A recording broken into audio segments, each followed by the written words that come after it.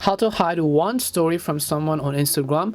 Hi everyone, welcome back to our channel app guide. In today's video I will guide you on how you can hide one story from someone on Instagram. So the issue over here is actually a little bit different, because I understand what you're talking that basically you upload two stories at a time. So here is this one story over here which everybody can see it, but at the same time you want to actually go ahead and then add another story, but you don't want other people to know that you have actually uploaded this story and you want to hide it from someone. In that case, you can choose to add this to your close friends list. You can see the close friends tab over here, and you can only show the second story to your close friends. So basically, let's say I don't want this person to view my this story, so I'll just go ahead and add all of the people on my Instagram friends list or followers list to my close friends list except this person. So when I tap on done now, I'll be able to actually add this, and that person will not be able to go ahead and then add this and then view this specific story. And this is simply how you can hide your one story from someone on Instagram. Now if you want to hide your whole story from someone, you can actually do that rather than doing all this.